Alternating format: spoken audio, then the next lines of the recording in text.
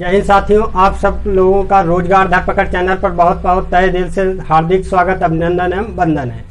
साथियों, अभी तक हम वर्णमाला में स्वर की जानकारी पूरी कर चुके थे।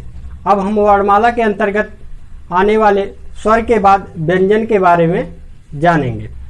वहाँ पर मैंने स्वर को अलग 3 भागों में बांटा था और व्यंजन को 2 भागों में। यहाँ पर शुरुआत करते हैं। व्यंजन को 2 भागों में बांटते हैं। बाह्य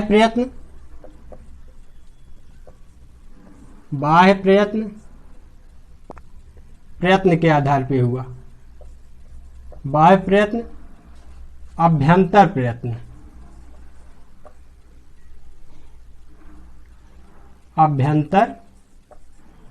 प्रयत्न,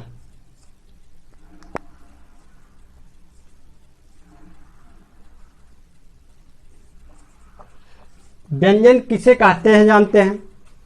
व्यंजन की संख्या कितनी होती है? वर्णमाला में व्यंजन की संख्या 33 होती है। वह वर्ण जिसको बोलने में स्वर की सहायता लेनी पड़े उसे हम व्यंजन कहते हैं। इसीलिए हर एक व्यंजन में स्वर छिपा होता है। अब हम देखते हैं अभ्यंतर प्रयत्न में इसको कितने भागों में बांटा गया है। अभ्यंतर प्रयत्न को इसमें आता है कौन कौन सा? स्पर्श व्यंजन, स्पर्श संघर्षी व्यंजन,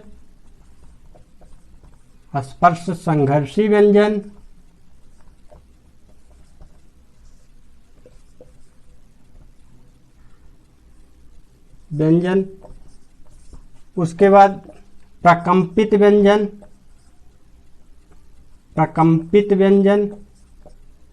लुंठित व्यंजन,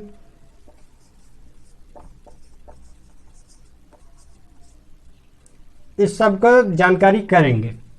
आइए हम एक एक करके स्पर्श व्यंजन से चलते हैं। स्पर्श व्यंजनों की संख्या 25 होती है। स्पर्श व्यंजनों की संख्या 33 होती है और स्पर्श व्यंजनों की संख्या 25। स्पर्श व्यंजन जो हुए इनकी संख्या 25 हुई। ये 25 होते कौन है? इसमें का वर्ग, खा वर्ग, का वर्ग, चा वर्ग, ता वर्ग, ता वर्ग, पा वर्ग। अब वर्ग क्या है? इसके अंतर्गत का, खा, गा, घा, अंगा, ये 5 अक्षर। वैसे चा वर्ग के अंतर्गत चा, छा, जा, झा, इया। टा वर्ग के अंतर्गत टा, ठा, डा, ढा, ना। टा, ठा, डा, ढा, अड़ा।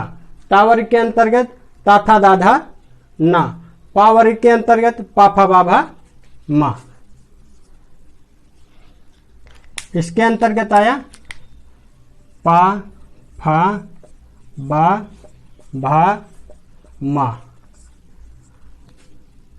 ता, था, दा, धा, ना। इसके बाद टा, ठा, डा, ढा, अड़ा। टा, ठा, डा, ढा, अड़ा। इसके बाद चा, छा, जा, झा, इया। आइए हम इसके बाद देखते हैं स्पर्श संघर्षी व्यंजन किसे कहते हैं। चा वर्ग को अर्थात चा, छा, जा, झा, इया। चा, छा, जा, झा स्पर्श संघर्षी व्यंजन। इसी को हम स्पर्श संघर्षी व्यंजन कहते हैं। उसके बाद हम देखते हैं अनुनासिक वर्ण किसे कहते हैं। अनुनासिक, अनुनासिक। अब इसी पांचों वर्ग का अंतिम अक्षर अनुनासिक वर्ण कहलाता है। अनुनासिक वर्ण, अनुनासिक वर्ण या अनुनासिक व्यंजन। इसके अंतर्गत कौन कौन से हुए? अंगा, इञा, अड़ा, ना तथा दधना और पापा बाबा माँ, ये हमारे अनुनासिक वर्ण कहलाए। अब देखते हैं संयुक्त व्यंजन की संख्या कितनी होती है।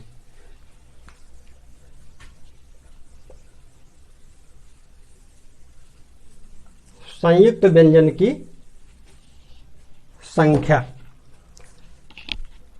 संयुक्त व्यंजनों की संख्या 4 होती है। संयुक्त व्यंजन, संयुक्त व्यंजन ये हुए छत, त्रंग,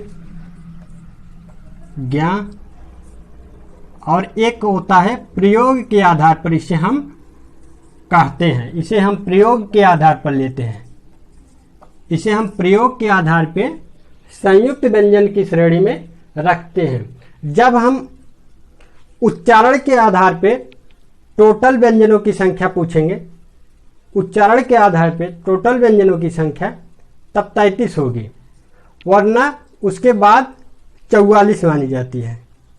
उसके बाद हमारा संख्या ये प्रयोग वाले चारे बढ़ जाते हैं। और उसके बाद ऊष्म व्यंजन किसे कहते हैं? देखते हैं ऊष्म व्यंजन किसे कहते हैं। ऊष्म व्यंजन,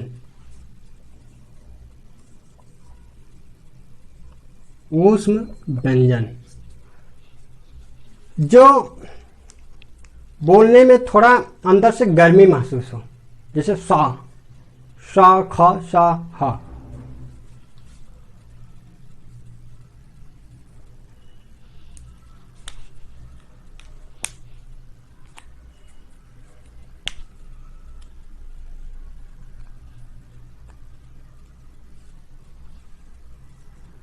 सा, ख, सा, हा। अब हम देखते हैं अमानक वर्ण एक होता है। अमानक वर्ण किसे कहते हैं? अमानक वर्ण झ होता है। अमानक वर्ण, अमानक वर्ण झ होता है। अब उसके बाद आइए, इसी में अभी बहुत से तथ्य हैं। प्रकंपित वर्ण किसे कहते हैं?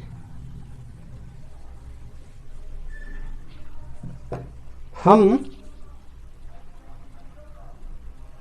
प्रकंपित वर्ण देखते हैं किसे कहते हैं। प्रकंपित वर्ण की संख्या 1 होती है।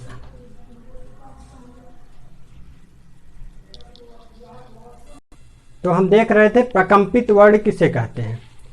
प्रकंपित वर्ण की संख्या 1 होती है।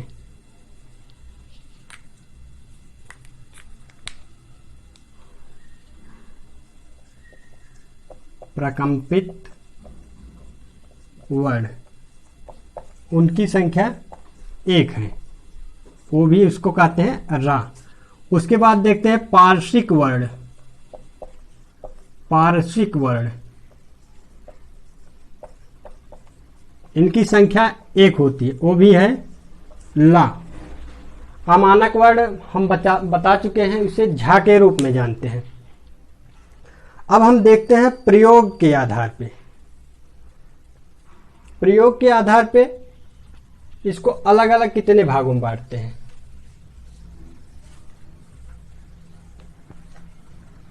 प्रयोग के आधार पर इसको कितने भागों में बांटते हैं।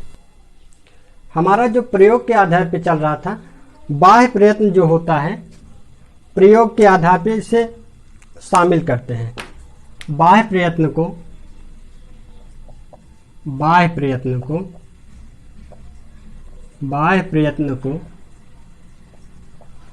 प्रयोग के आधार में शामिल करते हैं। प्रयोग के आधार पर अब बाह्य प्रयत्न को दो भागों में बांटते हैं। वो कौन कौन से है? बाह्य, एक हुआ अल्प प्राण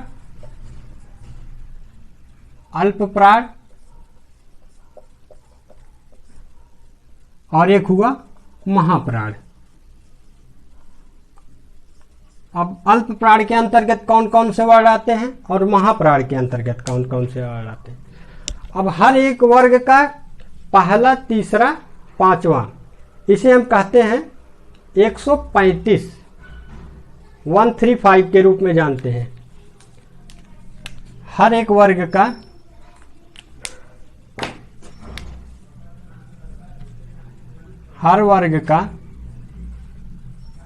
या प्रत्येक वर्ग का पहला, तीसरा, पांचवा वर्ग। अब महाप्राण के अंतर्गत कौन कौन से आ जाएगा? पहला, तीसरा, पांचवा हो गया, तो दूसरा और चौथा वर्ण जो हो गया हमारा महाप्राण के अंतर्गत आ जाएगा। और उसके बाद देखते हैं ऊष्म व्यंजन किसके अंतर्गत आते हैं। जो हमारा ऊष्म व्यंजन होगा सा, ख, सा, हा, यह हमारा महाप्राण के अंतर्गत आएगा। या, वा, रा, ला, ये सब हमारे अल्प प्राण के अंतर्गत आएंगे। अब इसके बाद हम देखते हैं स्वर तंत्रियों के आधार पर। स्वर तंत्रियों के आधार पर इसको कितने भागों में बांटते हैं। अभी हम प्रयोग के आधार पर देख रहे थे, अब हम देखेंगे स्वर तंत्रियों के आधार पर। स्वर तंत्रियों के आधार पर दो भागों में बांटते हैं, सघोष, अघोष। सघोष को हम घोष के नाम से भी जानते हैं। यहां हेडिंग डालते हैं स्वर तंत्रियों के आधार पर। स्वर तंत्रियों के आधार पर, स्वर तंत्रियों के आधार पर इसको दो भागों में बांटते हैं, सघोष, सघोष या घोष। सघोष या घोष। और दूसरा कौन सा भाग हुआ? अघोष।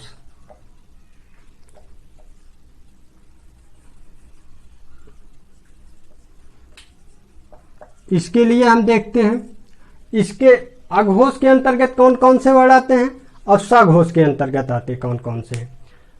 इसमें जो है 345 देखते हैं।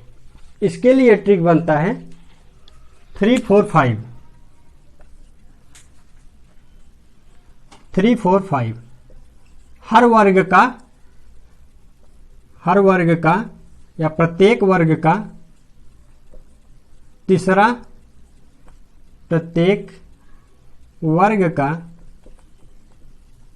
का तीसरा, चौथा, पांचवा वर्ड प्लस या, रा, ला, वा, और जो अभी हमारा महाप्राण के अंतर्गत आ रहा था हा को भी हम इसी वर्ण के अंतर्गत अर्थात सघोष के अंतर्गत गिनते हैं। अब इसके अंतर्गत 345 हो गया, तो हमारा अघोष के अंतर्गत क्या आएगा? पहला तथा दूसरा वर्ण, अर्थात प्रत्येक वर्ग का पहला तथा दूसरा वर्ण। और इसके अंतर्गत इसमें आ गया या, रा, लावा, इसमें आएगा शाखा, सा, बस। हा जबकि शामिल हो गया उसमें, इसलिए हा इसमें नहीं शामिल होगा। इसमें इनकी संख्या 20 होती है, जबकि इनकी संख्या मात्र 13 होती है। इनकी टोटल संख्या 20 होती है, इनकी टोटल संख्या 13 होती है। इस प्रकार हम स्वर तंत्रियों के आधार पर इसका वर्गीकरण देखें। अब हम देखते हैं उच्चारण के आधार पर। उच्चारण के आधार पर व्यंजनों का उच्चारण स्थान। उससे पहले हम एक चीज और देख लेते हैं, टोटल के रूप में किसकी कितनी संख्या है। जैसे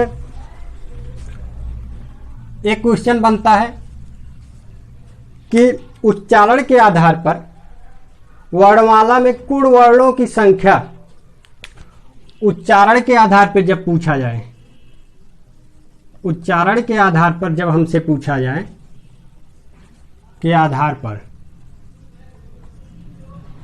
कुल वर्णों की संख्या, ये महत्वपूर्ण है, इसको नोट कर लीजिएगा, कंफ्यूजिंग क्वेश्चन है। कुल वर्णों की संख्या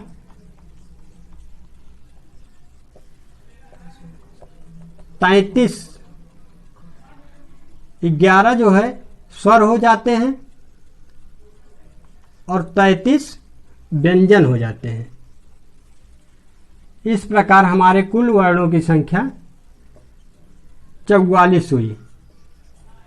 इनकी संख्या 44 हुई। जब हमसे पूछता है हिंदी वर्णमाला में कुल वर्णों की संख्या कितनी होती है, इसके लिए हम एक एक पूरा क्रम से आपको बताते हैं। टोटल वर्णों की संख्या 52 होती है। हिंदी वर्णमाला में कुल वर्णों की संख्या 52 होती है। वो 52 कौन कौन से होते हैं, आइए उनका काउंटिंग करते हैं।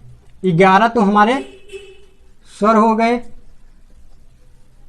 प्लस हमारे 33 व्यंजन हो गए मूल रूप से। उसके बाद हमारे जो है प्रयोग के संयुक्त व्यंजन 4 हो गए। संयुक्त व्यंजनों की संख्या 3 वैसे है, प्लस एक प्रयोग के आधार पर शामिल करते हैं, लेकिन संयुक्त वो भी कहलाता है। अभी हम बताएंगे छत्र, तरंग, ज्ञा, और एक होता है वो प्रयोग के आधार पर जिसे हम कहते हैं स्रा। इसको हम अब नए आधुनिक जो किताब छपी है उसमें हम इसको इस प्रकार से लिखते हैं, सा प्लस रा से इसको हम दिखाते हैं, इसलिए हम इसको प्रयोग के आधार पर शामिल करते हैं। इसको हम प्रयोग के आधार पर इसका गणना करते हैं। अब हमारे 11, 33, 44, 3, 47 प्राप्त हो गए। अब उसके बाद देखते हैं द्विगुण व्यंजन आता है। अभी नया नया जैसे सड़क लिखना हुआ, इनकी संख्या 2 बताई गई है। ये कौन कौन से हुए, डा हुए और ढा हुए। अब इसको हम द्विगुण व्यंजन कहते हैं। इसको हम क्या कहते हैं, द्विगुण व्यंजन। 47, 2, 49। अब हमारे बच रहे हैं 3 वर्ण। वो 3 वर्ण कौन कौन से हैं, इसको हम देखते हैं। 2 अयोग वाह आते हैं। 2 कौन कौन से वर्ण आते हैं, स्वर के अंतर्गत अयोग वाह, ये 2 अयोग वाह आते हैं।